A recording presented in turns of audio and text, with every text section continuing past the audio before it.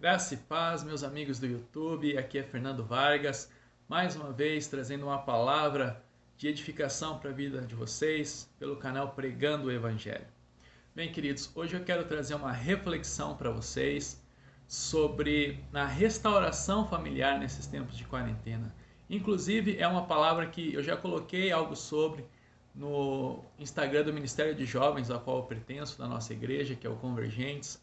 E agora eu quero trazer para vocês aqui, pontuando mais algumas coisas, né? Para a gente poder crescer, edificar e sair desse tempo de isolamento social, de quarentena, muito mais fortes, muito mais amadurecidos, muito mais unidos como família e como igreja. Então a palavra que eu quero trazer para vocês é restaurando a família nos tempos da quarentena. Bem, antes disso, se você não é inscrito aqui no canal, aproveita, se inscreve no canal, curte esse vídeo, compartilha com o maior número de pessoas que você puder, para que a palavra de Deus nesse tempo de isolamento social possa alcançar o maior número de pessoas possíveis. Nós estamos aqui em casa, em isolamento social, mas a palavra de Deus não está presa e ela pode alcançar pessoas que a gente nem imagina quando a gente se propõe a proclamá-la, né? O Senhor, ele é dono de tudo, então ele é que vai fazer essa palavra chegar aonde ele quiser que ela chegue. Amém? Bem, queridos, a reflexão que eu quero trazer então é que um versículo que é muito forte no meu coração, que está lá em Romanos 8, no capítulo 28, é que Deus, ou melhor, é que todas as coisas cooperam para o bem daqueles que amam a Deus, para aqueles que são chamados segundo o seu propósito.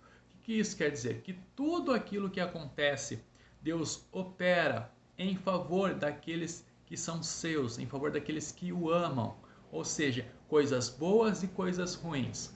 E eu paro para pedir para você refletir outros versículos da palavra de Deus também, como Romanos 5, Tiago 1, que fala que nós devemos nos alegrar nas provações e nas tribulações. Por quê? Pelo fruto que as provações e tribulações produzem em nossa vida, que é amadurecimento, que é perseverança, que é esperança, que é aumento da nossa fé. Então, eu creio que nesse tempo de quarentena, apesar de todas as coisas ruins que estão acontecendo no mundo, e nós aqui estamos orando para que tudo isso cesse logo, orando para que o mínimo de vidas possam ser ceifadas, orando para que Deus guarde e conforte o coração das famílias que estão perdendo seus entes queridos. Mas nós temos que também procurar ouvir de Deus o que Ele quer para nós nesse tempo. Então, queridos, eu quero aproveitar e trazer uma breve reflexão sobre o que nós podemos fazer nesse tempo de quarentena para que quando tudo isso acabar, nós saiamos ainda mais fortalecidos como família e como igreja. Queridos, hoje nós estamos basicamente no isolamento social, entre aspas, né, presos nas nossas casas, com nós mesmos primeiramente, com os nossos familiares.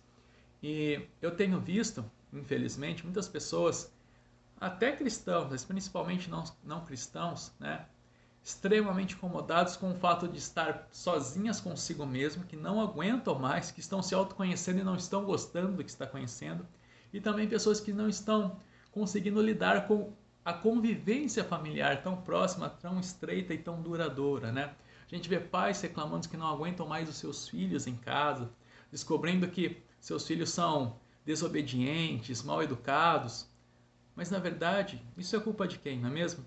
Muitas vezes os pais transferem para a escola a responsabilidade da educação. A escola ensina, os pais educam, não é verdade?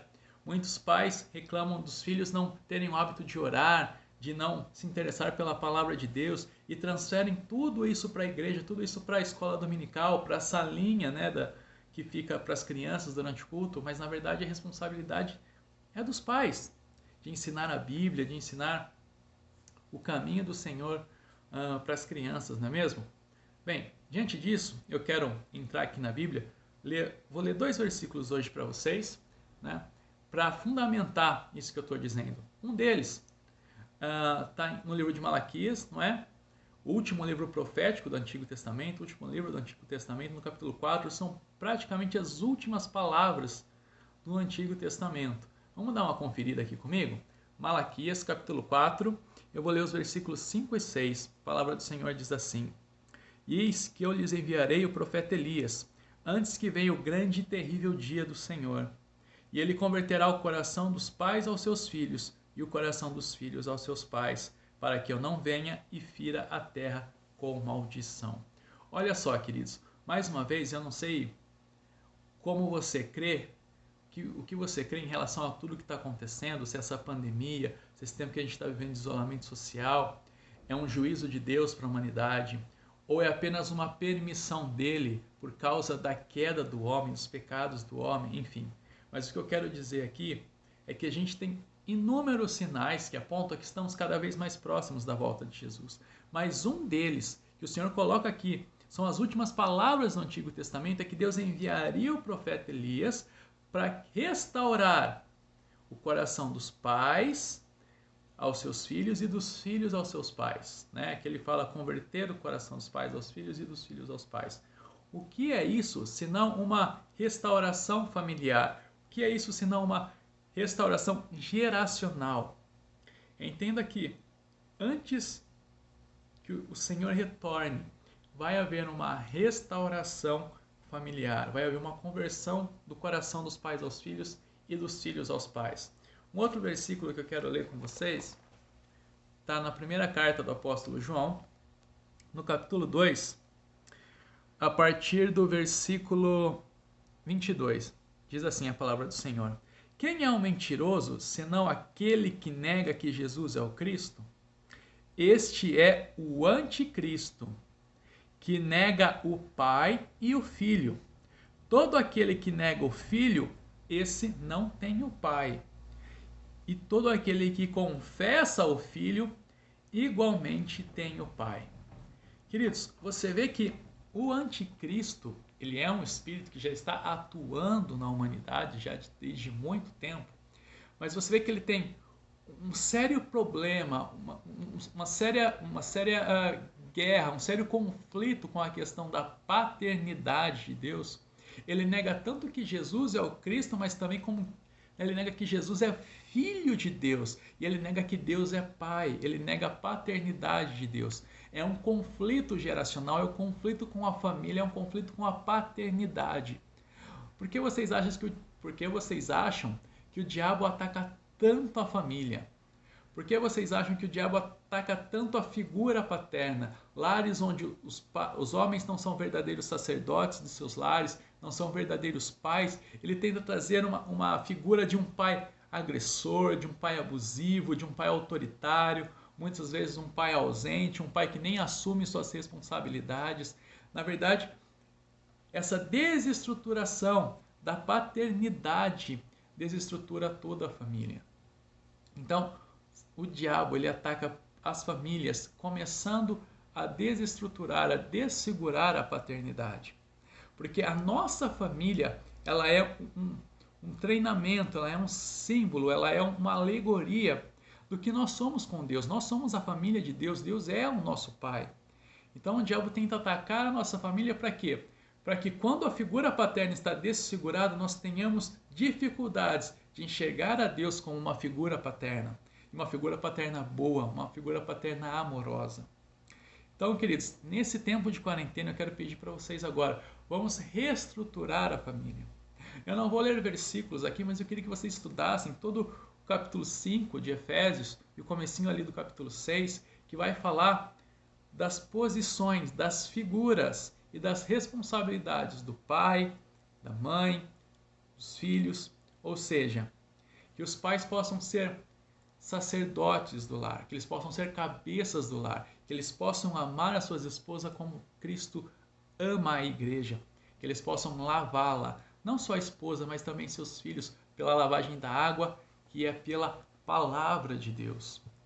E que as esposas possam ser submissas aos homens, mas não submissas numa questão de escravas, subservientes, mas submissa a estar debaixo da mesma missão, que elas reconheçam aquilo que Deus tem sobre a vida de seus maridos e possam ser verdadeiras auxiliadoras de seus maridos no cumprimento dessa missão. Mas entendam, a mulher ela vai ter muita dificuldade de ser submissa a um homem que também não entende o seu sacerdócio e que não a ama como Cristo amou a igreja. Por isso nós precisamos voltar ao Senhor, por isso nós devemos erguer altares de adoração e de culto ao Senhor nas nossas famílias, para que o Senhor venha trabalhar em nossos corações, para que nós possamos assumir cada um o seu papel dentro da família, para que os pais possam educar os filhos no caminho do Senhor, e não educar os filhos, ensinar os filhos o caminho do Senhor. Repare que lá em Provérbios, quando diz, ensina a criança no caminho que ela deve andar. Não diz ensina a criança o caminho que ela deve andar. Porque ensinar o caminho eu posso falar e pedir que a pessoa faça. Mas ensinar no caminho implica que eu também esteja neste caminho. Amém, queridos? Então vamos aproveitar esse tempo de quarentena, de isolamento social, e buscar a Deus e levantar um altar de culto, um altar de adoração nas nossas casas, para que Deus possa ministrar os nossos corações, para que Deus possa restaurar as nossas famílias. Porque, queridos, eu creio que quando tudo isso passar, aqueles que não conhecem ao Senhor, que estão desesperados, que estão fragilizados, que estão percebendo agora o quão a vida do homem é sensível, o quão a vida do homem é frágil, é sem esperança no mundo. Essas pessoas, elas vão estar sedentas por uma palavra de esperança. E essa palavra é o Senhor Jesus. E essa palavra vai estar na boca da igreja. Não só na boca da igreja, vai estar como um testemunho da igreja.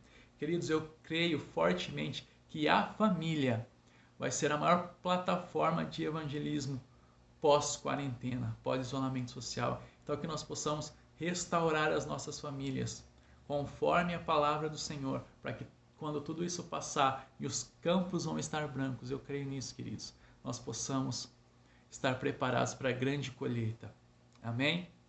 Vamos orar rapidamente para encerrarmos esse vídeo. Pai querido, Deus Santo, nós te louvamos, Senhor, pela Tua palavra, Deus. E eu oro em nome de Jesus para que o Senhor adentre agora, Senhor, em cada casa, em cada lar que esteja vendo essa mensagem, Senhor. E eu peço em nome de Jesus que o Senhor toque cada vida agora, meu Pai, para que esteja disposta a entregar o coração ao Senhor, para que o Senhor ministre a sua vida, Pai, e que o teu amor, Pai, como diz a tua palavra em Romanos 5, no versículo 5, que o teu amor que é derramado em nossos corações pelo teu Espírito, possa, Senhor, permear e encher toda a casa, toda a família, Senhor, que está vendo esse vídeo, Pai. Que, Senhor, que esse seja um momento de restauração das famílias, Pai. Que seja um momento, um tempo da conversão do coração dos pais aos filhos e dos filhos aos pais. Que haja, Senhor, uma restauração do casamento, Senhor, em nome de Jesus, Pai, do relacionamento entre marido e mulher, entre pais e filhos, ó Deus, em nome de Jesus, Pai. Fortalece, Senhor, e ergue, Senhor, edifica cada homem como sacerdote do seu lar, cada esposa como submissa, como ajudadora, como aquela que está debaixo da mesma missão, como aquela que ajuda o marido a cumprir a sua missão, a sua família a cumprir a sua missão, Deus. E que possamos, Senhor, em nome de Jesus, Deus, ser a maior plataforma de evangelismo quando tudo isso acabar, Pai. Eu abençoo cada pessoa e sua família, Pai, que está assistindo esse vídeo agora, no nome de Jesus. Amém. Queridos, eu creio que essa palavra pode abençoar não só a sua vida, mas de muitas pessoas.